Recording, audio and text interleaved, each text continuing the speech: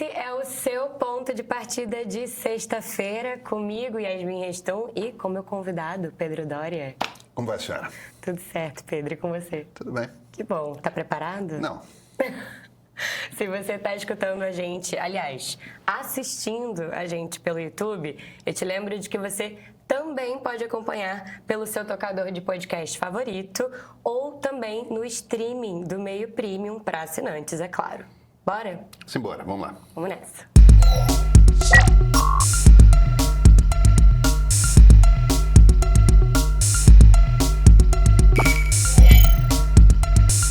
O ponto de partida de hoje começa com...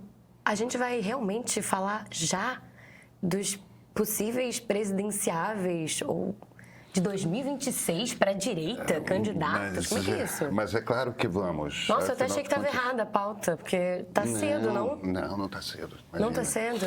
Yasmin, a questão é a seguinte. Donald Trump é presidente dos Estados Unidos, ele está espalhando o caos. As chances de a esquerda, o PT, não retornar à presidência em 2027, quando assume o próximo presidente da República, não são pequenas, são bem razoáveis. Talvez até ligeiramente acima das chances de o PT continuar no governo.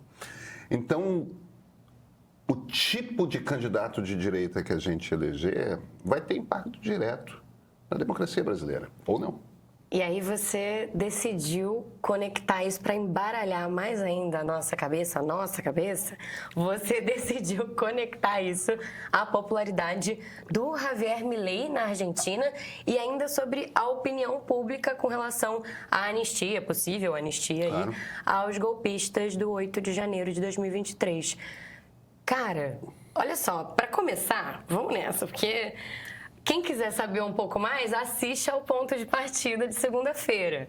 Mas eu já venho com uma provocação, porque o Thiago resolveu implicar um pouco com você. O título desse ponto de partida de segunda, que você escolheu, foi Quem vai ser o candidato da direita? Enigmático. Mas o Thiago quis corrigir o seu título. Ele sugeriu o seguinte: quem vai ser o candidato que o Pedro Doria vai chamar de moderado, civilizado e democrático? Ele não gostou muito, não. Não, tudo bem. Mas a gente tem um problema. E esse problema não é simples de resolver. Se você quiser olhar para esse problema, para ele exatamente como ele é. É claro que se você parte de um princípio, se você parte de um ponto de vista da esquerda, para a esquerda toda a direita é bolsonarista. Para a esquerda toda a direita é extremista. Se alguém fez um A em relação ao Bolsonaro na vida, entendeu? Uma cosquinha assim na bochecha, pronto, bolsonarista, golpista, tudo mais, tal. Bastante gente te criticou sobre você querer fazer essa comparação, assim. O problema a gente tem que juntar algumas peças aqui e nesse momento de radicalização da direita é difícil juntar essas peças. Mas o fato de que esse quebra-cabeças está difícil não quer dizer que a gente deva deixar de encará-lo. Sabe, um dos principais preceitos da democracia é a ideia de pluralismo. É a ideia de que nós vamos olhar para pessoas que discordam da gente, que têm pontos de vista diferentes do nosso, nós vamos considerar que é absolutamente legítimo que tenha um ponto de vista diferente dos nossos. Tipo você não tomar café e eu aceitar fazer esse programa contigo, mais ou menos isso. É tipo isso. É tipo isso. Partindo desse princípio aí do pluralismo da democracia. Partindo do princípio do pluralismo da democracia. Mas eu tomo mate. Não, tudo bem, tá? Eu tô tentando assimilar isso ainda, sabe? Você consegue, você chega lá. O tal caminho do meio, sabe? Exatamente. Cara, não adianta. Aproximadamente metade de nós será de direita, aproximadamente metade de nós será de esquerda e a gente tem que conviver. A alternativa ao convívio é um dos dois se virar e falar, cansei dessa brincadeira, vou ser ditador e vou impor o meu lado. E aí aproximadamente metade vai estar excluída. Tem uma coisinha a respeito da história brasileira que ela nos diz, que é o seguinte: quem faz ditadura no Brasil é a direita, não é a esquerda. Mesmo Getúlio, que é percebido corretamente nos anos 50 como um cara mais inclinado à esquerda, a ditadura dele não foi de esquerda, entende? Na verdade, tinha mais elementos de fascismo na ditadura dele do que elementos de trabalhismo. O trabalhismo é um troço que vem mais tarde, quando o Getúlio meio que começa a reorganização do Brasil na direção ancorado naqueles 3 partidos, né, que são o DN, PSD e PTB, sendo que tanto o PSD quanto o PTB são criações do Getúlio, e ele escolheu ir para o PTB. Mas o Getúlio é esse cara que é meio que camaleão ideológico, né? Ele começa na Aliança Liberal, aí cria uma ditadura com uma constituição fascista e depois vai ser trabalhista, e é meio que o criador do trabalhismo brasileiro. Não dá para dizer também que nessa coisa da dinâmica do poder político, que não é muito, assim, é estratégico ser camaleão, mas ao mesmo tempo... Mas o Getúlio abusava, né? O Getúlio abusava. Não tem nenhuma coerência ideológica, porque a preocupação dele não era ideológica. O que ele era mesmo era um castilhista, mas isso é uma outra história, a gente não precisa entrar no que o Getúlio era. O problema a gente tem um país que tem essas características. Quem faz ditadura é a direita, não é a esquerda. A única maneira pela qual a esquerda chega ao governo no Brasil, a esquerda chega muito menos vezes do que a direita ao poder. Sim. A única maneira que a esquerda consegue chegar ao poder no Brasil é a democracia. E a pegada da democracia exige de nós pluralismo. Existe um movimento que, mais do que conservador, é autoritário e ditatorial dentro da direita brasileira hoje? Existe. O principal líder da direita brasileira, que é Jair Bolsonaro, se pudesse ter dado um golpe de Estado, teria dado um golpe de Estado, teria implementado uma ditadura, e o discurso seria de que é só para dar um freio de arrumação, para evitar que o ladrão suba a rampa do Palácio do Planalto, aquela coisa toda. Inclusive, a opinião pública concorda com você. Na última pesquisa da Genial, ou da Quest, não me lembro, era justamente... Genial Quest, a pesquisa. Sim, perfeito. Era justamente isso, assim, acho que era a maioria, na verdade, acreditava que ele, de fato, tinha envolvimento. Sim. A sociedade brasileira não está amplamente convencida, mas pouco mais da sociedade brasileira está absolutamente convencida de que houve uma tentativa de golpe com Jair Bolsonaro na liderança. Porque, olha, houve, tá? O relatório da Polícia Federal é muito claro. Mas então por que você incomodou tanto comparando os candidatos? O ponto existe uma ilusão dentro de uma esquerda ingênua, não é a esquerda profissional, tá? Existe uma ilusão dentro de uma esquerda ingênua de que você pode olhar para o Brasil de direita e falar: vocês são todos golpistas, vocês são todos antidemocráticos. O que a própria Quest está mostrando, o que o Ibope que agora é PESP, o que o IPESP mostra, o que o Datafolha mostra, sempre que você vai fazer uma pesquisa de valores, inevitavelmente o que você percebe é que o brasileiro típico é muito mais conservador do que progressista. A direita é maior do que a esquerda no Brasil. Aí você se vira: mas como é que o Lula se elege com facilidade? Onde está? Muitos dos votos do Lula não são votos de esquerda. São votos de pessoas, principalmente esse voto concentrado no Nordeste, são votos de pessoas que foram imensamente beneficiadas pelos programas sociais, que dependem dos programas sociais e têm gratidão para o Lula. Isso não é fisiologismo, isso é absolutamente legítimo. Aliás, é um voto absolutamente consciente, no sentido de que olham para o Lula e veem no Lula um cara que trouxe políticas públicas que os beneficiaram imensamente, que revolucionou a vida deles. Os valores dessas pessoas são conservadores, são pessoas religiosas, que gostam de família tradicional, que tem... mas vem no Lula... vem no Lula algo que está além da ideologia. E não estão incorretos nisso, entende? É isso que explica o fato de você ter o Lula como um candidato forte, mas você ainda assim ter uma população que é mais conservadora do que não. Então, se a gente olha para o Brasil e entende que o Brasil é mais conservador do que progressista, Isso é dado de pesquisa. Se a gente olha para o Brasil e vê a popularidade do Lula em queda, e isso está diretamente ligado à pressão inflacionária, principalmente a inflação de alimentos. A popularidade do Lula está no seu pior momento. Se a gente vê um cenário mundial e percebe que os presidentes não estão conseguindo eleger seus sucessores. A oposição está ganhando quase todas as eleições e sempre por causa de inflação de alimentos. Veja, essa inflação não vai diminuir. E ela não vai diminuir, entre outros motivos, porque Donald Trump está botando o caos na economia do mundo. Esse troço vai piorar. Vão ser 2 anos difíceis que a gente vai ter pela frente. Então, a gente tem que olhar para o Brasil de direita e de duas uma. Ou entender onde está essa direita que não quer dar um golpe de Estado, tentar entender com clareza, ou simplesmente tratar todo mundo como fascista. A maior parte da sociedade não é fascista. A gente não vive num país em que nossos concidadãos são fascistas. A gente não vai para a periferia de São Paulo e na periferia de São Paulo todo mundo é fascista. Isso não é verdade. A gente não vai para o Centro-Oeste e vê todo mundo fascista. Isto não é verdade. Aliás, se você vai para o corte na pesquisa da Quest, a turma que olha para Jair Bolsonaro e diz: este cara é o meu líder, este cara me representa, essa turma são 12% dos brasileiros. 12% dos brasileiros. Entendeu? É um percentual pequeno. Esses são os bolsonaristas. Agora, se você olha para a votação, que é o potencial da direita, é algo próximo de 50% dos brasileiros.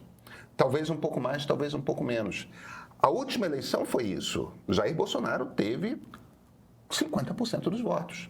Lula ganhou por 1,5% de vantagem. Foi apertado. Não vai ser diferente nessa eleição.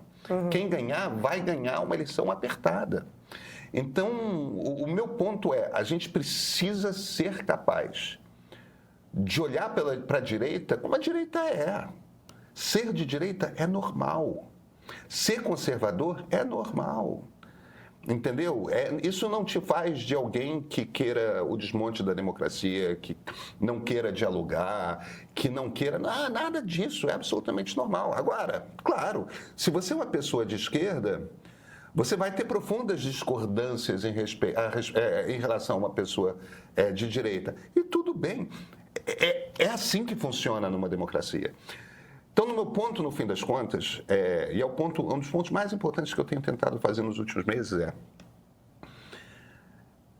a gente precisa entender que o próximo candidato de direita, seja lá quem for, vai ter o apoio de Jair Bolsonaro. Senão ele não chega no segundo turno. Vai precisar dessa chancela. Ele precisa desse negócio, aí não tem escolha. Porque não dá para você abrir mão daqueles 12% dos votos. Quem tiver 12% dos votos dos candidatos de direita, o cara que o Bolsonaro for lá e passar esses votos, começa com 12%. 12%, 13% é o que costuma ter o terceiro lugar nas eleições presidenciais. Porque a coisa afunila. Ou seja, quem tiver esses 12% é quem vai conseguir empilhar os seus votos em cima dos 12% e chegar no segundo turno pela direita. Então o jogo é esse. Vai ter um candidato que é apoiado pelo Jair Bolsonaro. A gente vai ter que ser capaz de olhar para esse candidato pela maneira como ele governa, pelo passado político dele e conseguir fazer um julgamento independentemente deste Bolsonaro. Entendeu? E, claro, levar em consideração todos os compromissos que ele assumiu durante a campanha com o Bolsonaro. Mas partir do princípio de que esse candidato vai ser um espelho do bolsonarismo é um equívoco de análise, é um equívoco de percepção que nem Jair Bolsonaro comete. Porque ele fala o tempo todo, ele é um paranoico, né? Acha que todo mundo vai traí-lo o tempo todo, porque ele trai todo mundo o tempo todo. Então ele está aí, não, esse Tarcísio aí não é muito bolsonarista não, esse Caiado aí é muito esquisito, na verdade acho que é comunista. O Bolsonaro está falando essas coisas o tempo todo. Ele percebe que bolsonarista puro sangue de verdade entre os políticos são poucos, entendeu? Agora, é dado da política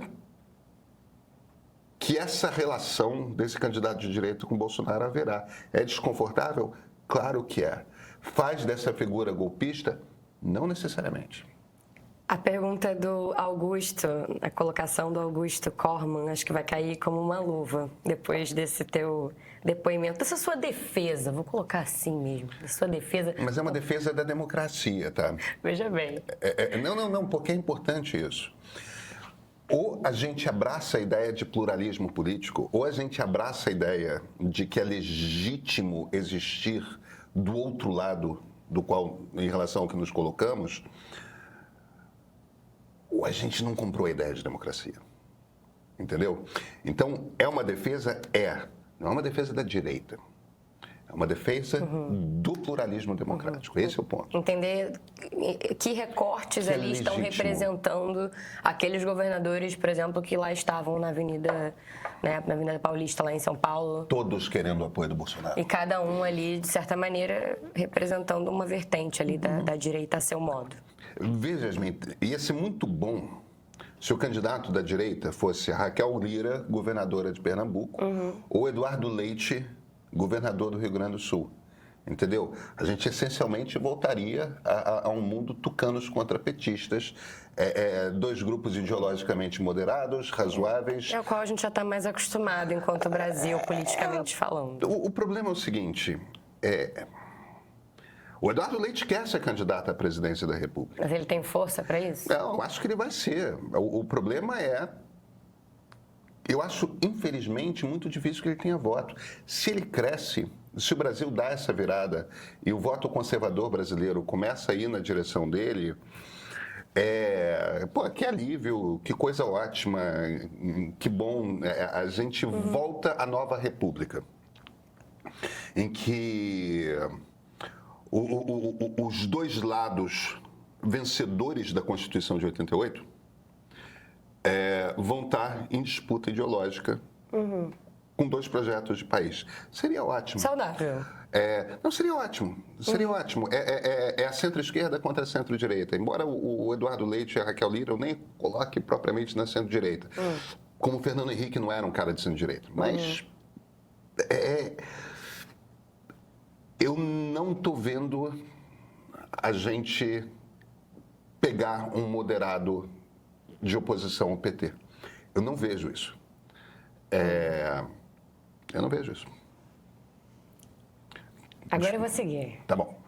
O Augusto falou o seguinte: Pedro, eu vou aliviar pra você. Ele falou assim: Pedro, sou seu fã e tô comentando pela primeira vez. Que bom, Augusto, venha sempre.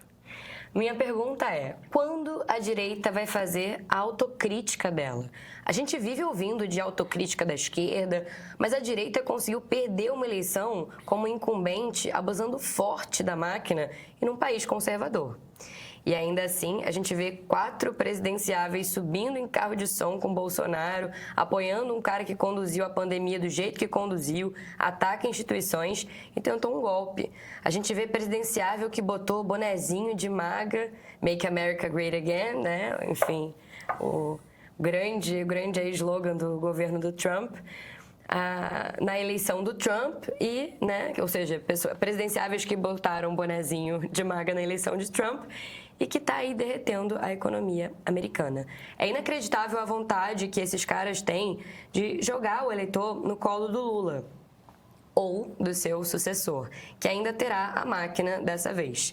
Eu não gostaria de votar no petismo de novo em 2026, mas as opções estão insalubres. Socorro! Com exclamação. Sério, quem vai ser o adulto na sala e fazer a autocrítica da direita e se apresentar como um candidato razoável, sensato? Imagem que colam hoje no Tarcísio, que fez isso tudo aí em cima do que eu te falei. Cadê a autocrítica da direita? Eu te digo quando que vai ter autocrítica da direita. A autocrítica da direita vai acontecer no momento em que o eleitor de direita quiser essa autocrítica. Porque é isso que é. Eu te dou um exemplo. Nos Estados Unidos houve, por parte do Partido Republicano, um momento de autocrítica, em que o Partido Republicano rejeitou mesmo a guerra no Iraque, que foi feita pelo presidente George W. Bush, que era um partido republicano. Quem que foi o político republicano que fez a autocrítica do Partido Republicano? Donald J. Trump. Por que deu certo? Por que essa autocrítica aconteceu? Porque existia uma revolta dentro do eleitorado republicano com a guerra do Iraque, que foi um erro catastrófico.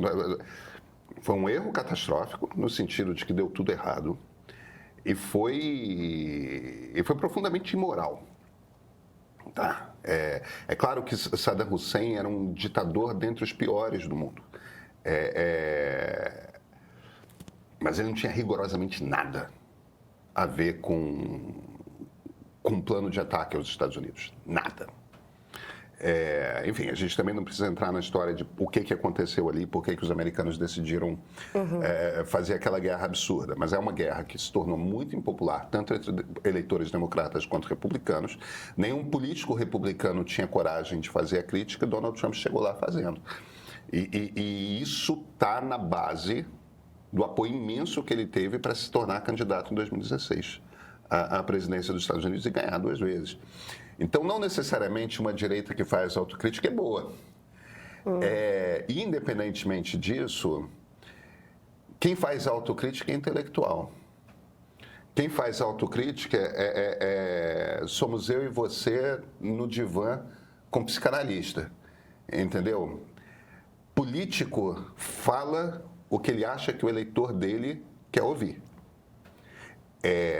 Os políticos que partiram contra Jair Bolsonaro, eles existiram na direita. João Dória, Alexandre Frota, Joyce Hasselman. O que aconteceu com eles eleitoralmente? É isso, cara. Entendeu? A ideia de, quando vai haver autocrítica da direita, vocês vivem pedindo autocríticas da esquerda. É justo. A esquerda também não faz autocrítica. O PT não reconheceu que capitaneou um dos processos mais horrorosos de corrupção dentro do Estado brasileiro. O PT não reconheceu isso. Não reconhece isso. Continua falando que que Lula é inocente, que Dilma foi derrubada por um golpe, não foi por um processo de impeachment, entendeu? Absolutamente legal, com muitos problemas políticos, talvez até imoral, mas legal, portanto não um golpe. O ponto que eu estou fazendo aqui sim, a direita cobra a autocrítica da esquerda.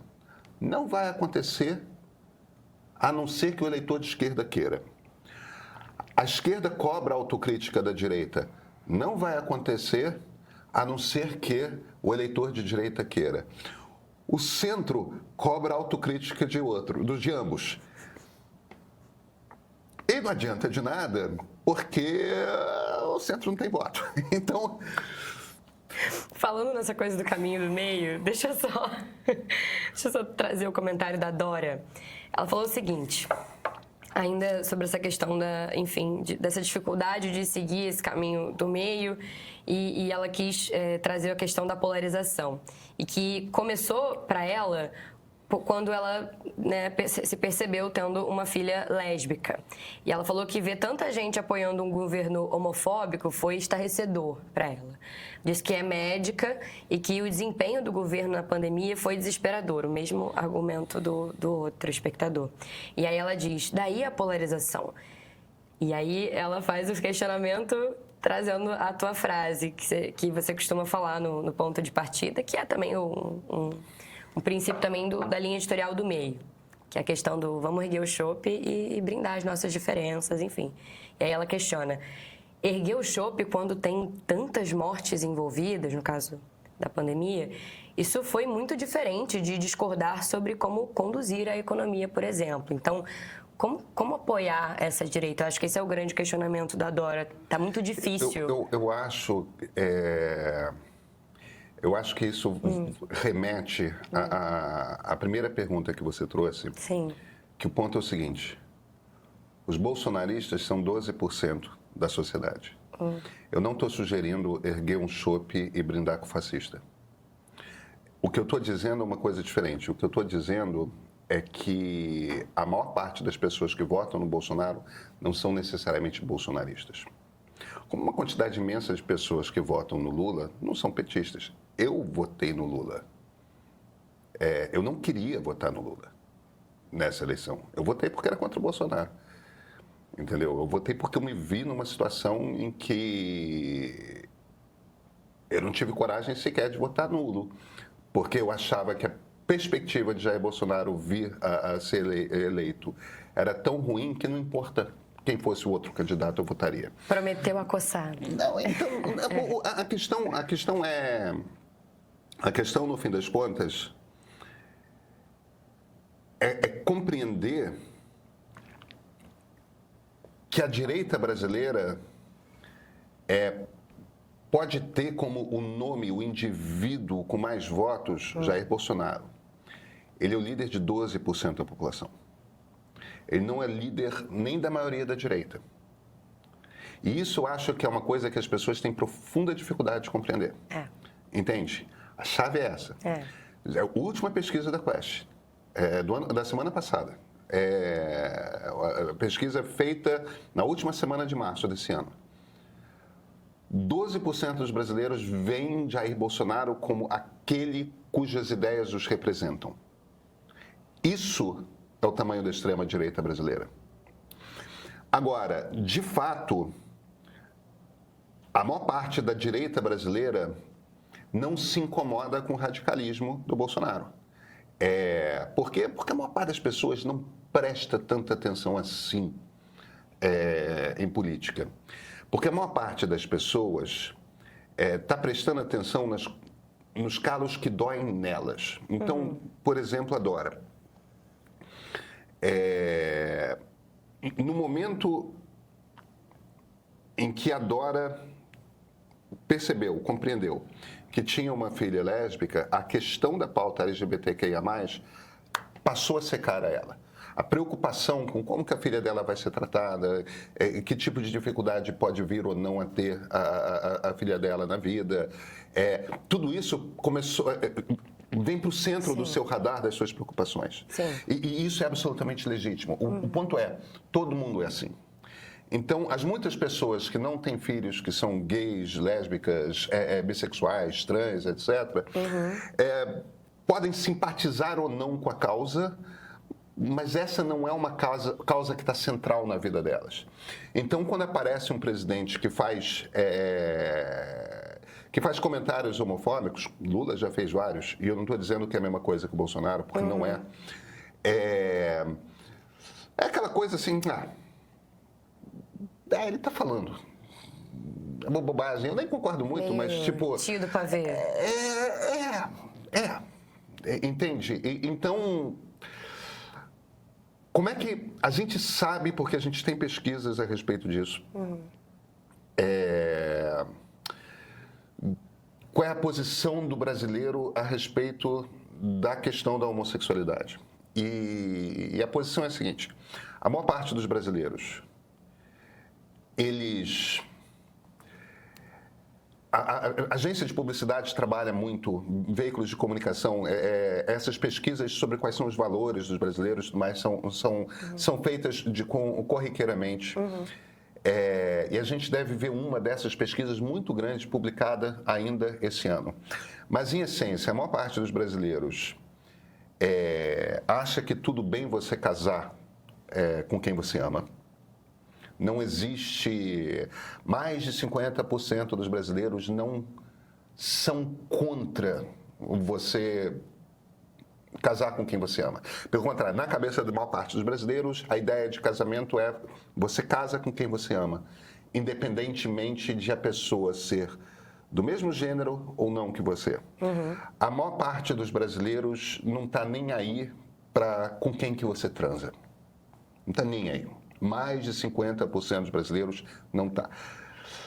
A maior parte dos brasileiros tem problema com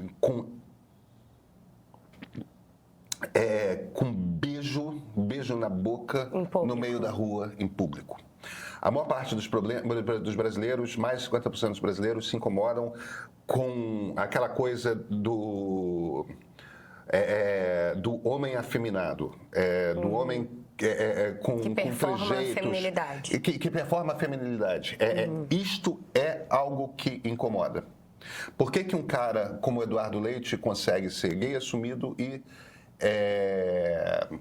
ser governador de um estado que é mais conservador, como o Rio Grande do Sul? Por uma razão muito simples.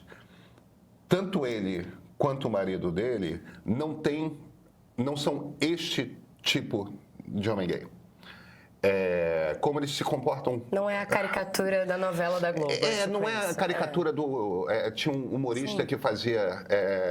Que era o Costinha, que quando eu era mais jovem fazia essa coisa da piada tempo, do. Hein? Eu sou um pouco mais velho que você, Yasmin. Jovem há mais tempo. Essa coisa. Jovem há mais tempo, tá bom. O problema do brasileiro está aí. Eu não estou dizendo que o brasileiro está certo, entende? Existem muitas maneiras de você ser um homem gay. Tem a maneira performática, tem a maneira em que não é performática. E cada um, eu sou liberal, cada um deveria ser quem é. Então a gente, enquanto brasileiro, não liga tanto, mas isso também não define eleição? Como é que é? O problema é esse encontro aí entre... Como é que eu interpreto esses números de pesquisa? A maneira como eu interpreto é o seguinte: existe uma coisa que a gente chama de janela de Overton, tá certo? Tem momentos em que determinadas ideias parecem absolutamente absurdas e intoleráveis. E aí essa janela vai abrindo lentamente até que essas ideias começam a ser excêntricas, mas tudo bem. Abre um pouco mais, elas são normais para a maioria das pessoas, mas ainda são vistas com desconfiança por um número muito grande de pessoas, até que você escancara a janela. E esse escancarar da janela torna a ideia óbvia. Muitas ideias começam como absurdas e terminam como óbvias. O movimento LGBTQIA+, ativo publicamente, funciona de fato desde a virada dos anos 70 para os anos 80. É o momento em que nos Estados Unidos e na Europa você começa a ter as primeiras paradas gays, a ideia do orgulho gay começa a se tornar um slogan. A pandemia da AIDS, principalmente entre homens homossexuais, trouxe muito para frente essa comunidade, em particular, durante a década de 80 e início da década de 1990. Tem um momento, a partir dos anos 90, em que as pessoas começam... a partir dos anos 90, começa a ser razoável nos grandes centros urbanos, começa a deixar de ser esquisito nos grandes centros urbanos você sair do armário desde cedo. Saía-se do armário tarde da vida, entendeu? Já com 30, 35, 40 anos. A partir dos anos 90, nos grandes centros urbanos do Ocidente, começa a ser confortável para as pessoas saírem ainda no fim da adolescência. Então, no fim das contas, esse é um processo de a janela de Overton se abrindo. No final da primeira década desse século, a ideia de casamento entre pessoas do mesmo gênero chega a um ponto tal de naturalização que as Supremas Cortes, em geral não são os parlamentos, são as Supremas Cortes, legalizam o casamento homoafetivo. E a legalização do casamento homoafetivo já vem sem grande resistência da sociedade. Você vê, por exemplo, uma coisa, essa direita, por mais reacionária que seja, ninguém fica batendo na coisa de casamento entre homem e mulher, casamento entre homem e mulher, casamento entre homem e mulher. Por que não bate nessa coisa? Porque não há uma pauta popular. Eles batem muito na pauta do banheiro do transgênero. Eles batem, eles batem muito... Aí já é demais. Eles batem muito, não é nem a questão de ser demais, é porque eles mexem com com o medo na escola de a minha filha vai entrar e aí um homem estará lá. Entendeu? E aquela coisa de... E eu estou falando do homem bem entre aspas, sim, entendeu? Sim, sim. Mas uma mulher trans que... Exatamente. Então, isso é uma coisa que assusta e é por isso que é uma pauta da direita. O aborto é uma pauta forte da direita. Sim. Essa é uma pauta que a direita explora muito. A gente percebe nitidamente que a coisa de homossexuais cisgênero não é um troço que incomoda tanto. Agora, qual foi o candidato que cresceu mais durante as eleições de prefeito de Belo Horizonte? Foi um amigo meu, que é o Gabriel Azevedo, que é bissexual, absolutamente assumido. Ele era presidente da Câmara Municipal de Belo Horizonte, foi candidato a prefeito, foi o candidato que mais cresceu. Minas Gerais. Entendeu? Não é um estado ultra progressista. É claro que Belo Horizonte, como toda a capital, é mais do sim. que... E a questão de ser um homem, entendeu? Com barbado, tudo mais, que é assumidamente bissexual, não foi um problema naquela eleição. Essa não foi uma questão. E o Gabriel, desde o início, sempre fez muita questão de deixar muito claro como é que ele qual é a sexualidade dele. Entendeu? O fato de que ele sente tesão, tanto por homem quanto por mulher. E isso não é uma questão. Eu não estou dizendo que seja absolutamente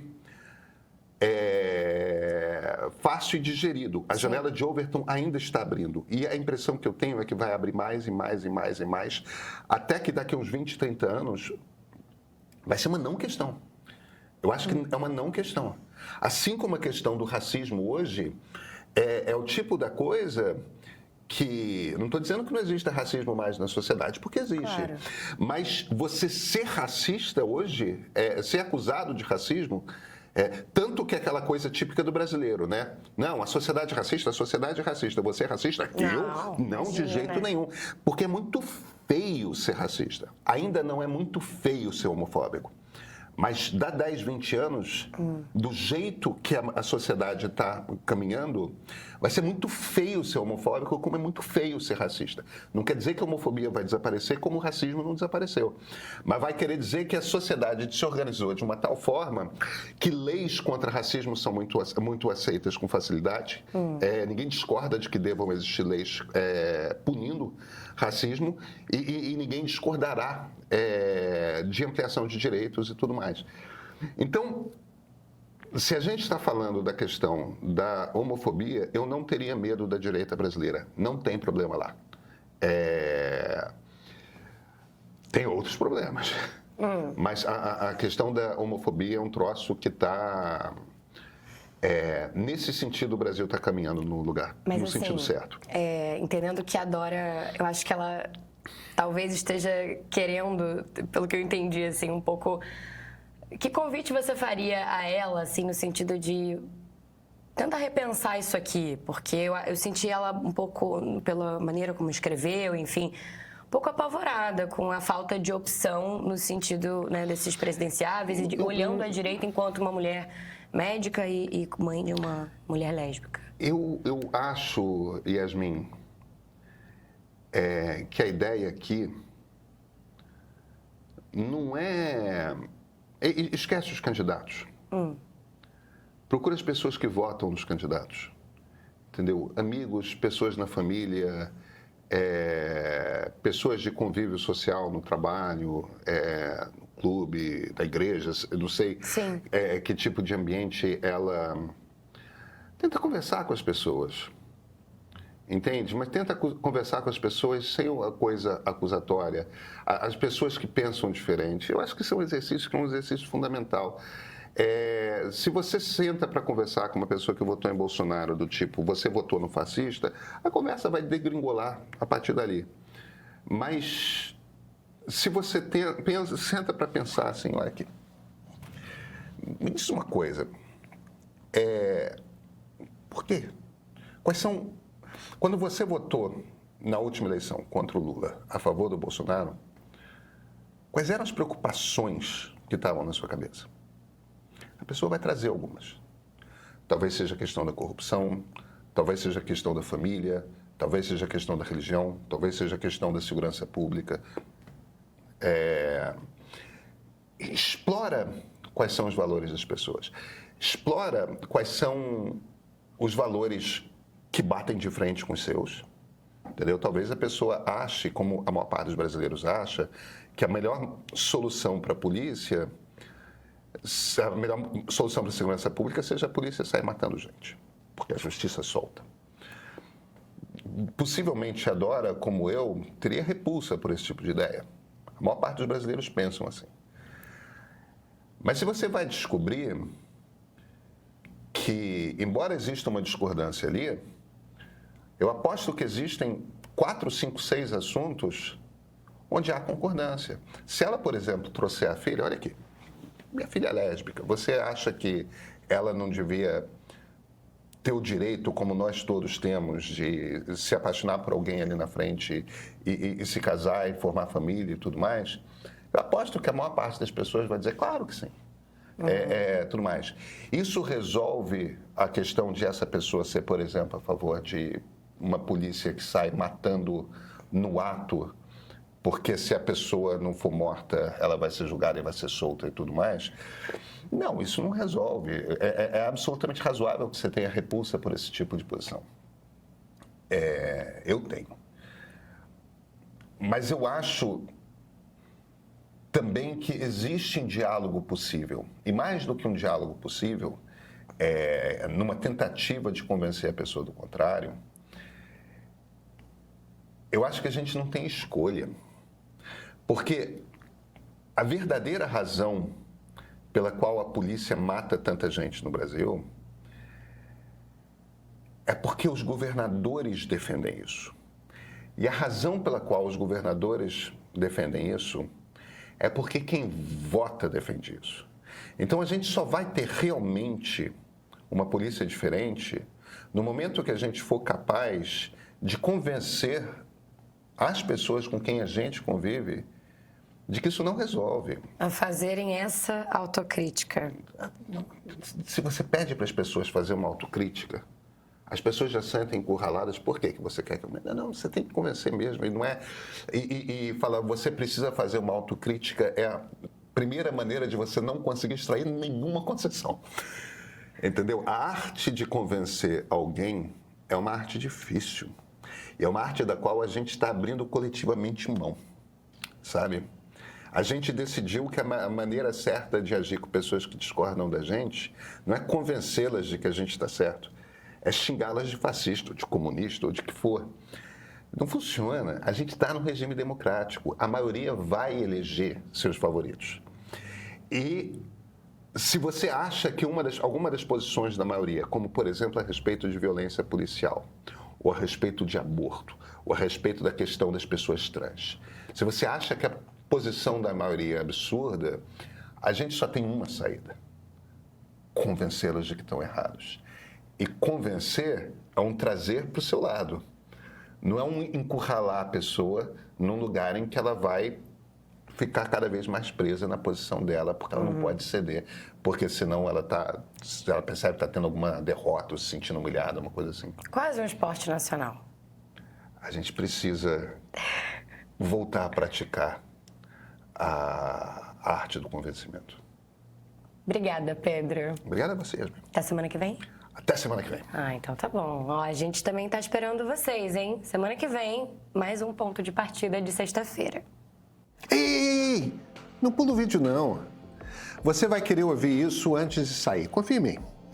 Se você chegou até aqui, é porque se informar importa para você. Agora, me responde com sinceridade. Você também está cansado das manchetes sensacionalistas, dos discursos tendenciosos pró-Lula, pró-Bolsonaro e da chuva de notícias que falam mais do mesmo? Pois é, a gente te entende. Está todo mundo cansado e para nós a saída é consumir conteúdo que vai além do óbvio. Reportagens e análises que trazem diferentes abordagens com gente que debate e joga luz em argumentos que te fazem entender o mundo de verdade. e não ser só mais um na multidão. Isso é o que você pode esperar assinando o Meio Premium. Nossa edição de sábado, por exemplo, chega na sua caixa de e-mail com reportagens especiais para você parar de repetir manchete e começar a formar opinião de verdade. Tem também o nosso streaming, com um catálogo sempre muito atualizado, com documentários e entrevistas que desafiam o que você já conhece. Assuntos como crianças trans, política brasileira, democracia, produções culturais que mesclam entretenimento com informação. Inclusive, entra essa semana porque estreia o documentário Decifrando o Clima, uma jornada junto a cientistas que propõem pensar como podemos ser resilientes e até mesmo prosperar diante das enormes mudanças climáticas. O Meio Político e o Meio Perspectiva são outros conteúdos especiais que traduzem o que está realmente em jogo na política, na tecnologia, na sociedade. Quer ter acesso a tudo isso? Vai em premium.canalmeio.com.br e assina. É rápido e, olha, não tem burocracia para cancelamento. A diferença entre quem lê notícia e quem entende o que está acontecendo no Brasil e no mundo começa aqui. Seja Premium.